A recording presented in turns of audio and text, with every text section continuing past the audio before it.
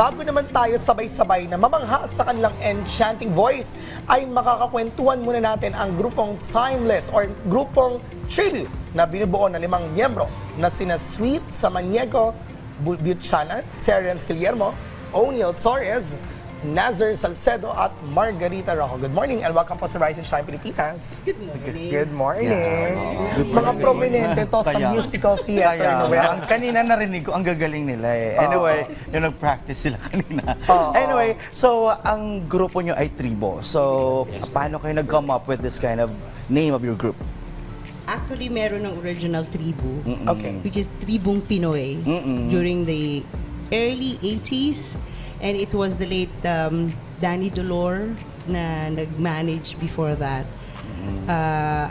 One of the member there, the lead singer,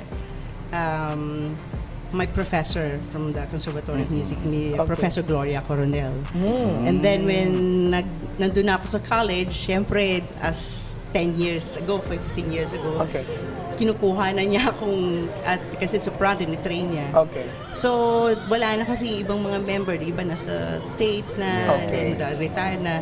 So, kinukuha niya ako. So, Ayun. that experience, si ma'am na yun na-experience kong with the tribong Pinoy. Ayun na. And then after 10 years, after 10 years na nawala ako, bumalik ako, sinabi ni Dito Danny, can you form a group? Dahil meron akong harana. And then I name it again kasi I got inspired to that group, Tribong Pinoy. But this time, it's just Tribu. Ayan. Ngayon magkakasama na kayo. If I'm not mistaken, 10 years na to be exact Yes, na yun magkakasama yun. kayo. So with that, we want to know, Tribu has these songs about promoting Filipino culture, right? Tell us more. Actually, we started from, of course, the folk songs. Okay. Kasi when we were singing, it's Marga and I, Okay. as in the pioneering member. We're Ayun. 4 muna eh. Okay. And then, syempre, yung iba napunta sa Disney, yung iba sa ano, and then, ito na yung Kayo na magkakasama kayo ngayon. yung last group. Oo. So, we started, of course, Kundiman songs. Ayun. And then, ang Tribong Pinoy before talagang kumakanta din talaga ng mga West Side Story, pagka may mga soiree, tertulia ang tawag nila. Kaya ngayon, now this time, we have 2 type of concert. In classical, it's all kundiman. Ang timeless is a mix of Yung mix ito yung of coming genre concert of ninyo. Ito The yung Timeless Timeless Tribute. Yeah, Tribu, so we're not only singing our kundiman or now this time there's an OPM, but we have an opera. We have Okay, men genre na ating mapapakinggan apat na dito. segment, apat na genre. Ayun. So that's why it's timeless. Lahat ng mga magaganda ng panahon na yun na we want to sing it. Oh, anyway, Fifi, nanalo rin sila noong 2023 Oo. ng Best Cultural Group sa Aliw Award. Wow. So, paano ito nakatulong sa inyong grupo? Actually, nakakatuwa nga kasi na parang talagang parang nag-reminisce kasi because the Tribong Pinoy won twice as Best Cultural Group before. Okay. So sa akin parang it's just I'm very excited to do it more kasi parang this time sige parang ang fate talaga to go Ayun. after 10 years. Nakatulong din siya, of course, parang pinatunayan lang na after 10 years. Okay.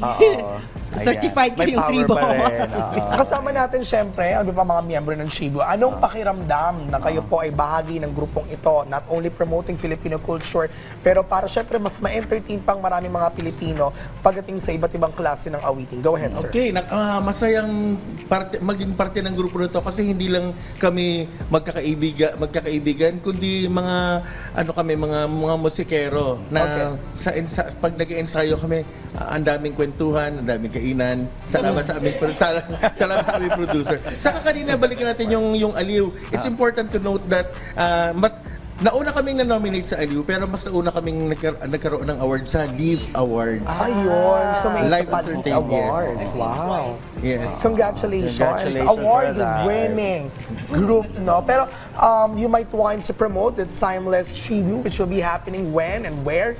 Go ahead. Yes, hello mga RSP. Inaanyahan po namin kayo on October 26, 2024. That's a Saturday at 7:30 p.m. sa Teatrino Green Hills Promenade. We will be presenting to you the concert entitled Timeless Tribu, directed by our very own Sweet Buchanan, and music arranged by Maestro Pipo Cifra. We shall be singing along with Miss Nicole Laurel Ascenso as well. So, para makakuha kayong mga tickets, visit tickettome.net. So, we hope to see you there. Other details, saan kami pwede makahanap ng impormasyon? Social media accounts? Yeah, please like upcoming our gigs? page, the Ephesus Theatron. So, yun. Ayun.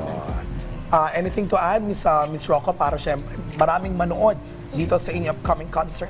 There's something for everyone in this show. So we're working very hard para lahat ay maganda and pulido and lots of passion. So come on, come one, come all. Buong pamilya, may enjoy kayong lahat. Alright. Ayan, maraming salamat sa pagbibigay ng oras sa amin ngayong umaga. Tribu, at pero hindi namin patatagalin pa ito. Kaya naman, let us all welcome Tribu. Kung ang ilog ko'y naglaho sa aking buhay,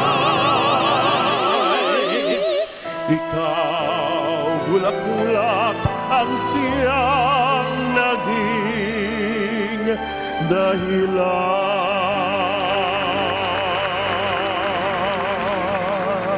Ikaw ihog ang siyang dahilan.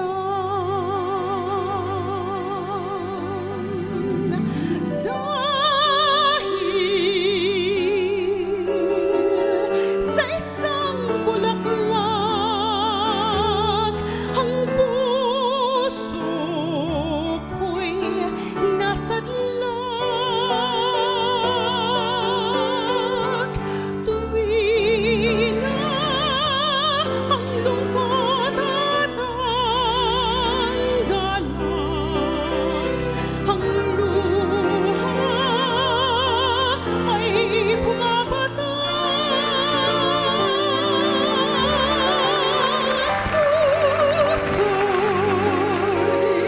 Puso'y sadyang nagtiis, nagdusa sa'y hinagbis. Di magbabago kailanman at magtitiis. Luha at galak dahil sa isang bulaklak. Bulaklak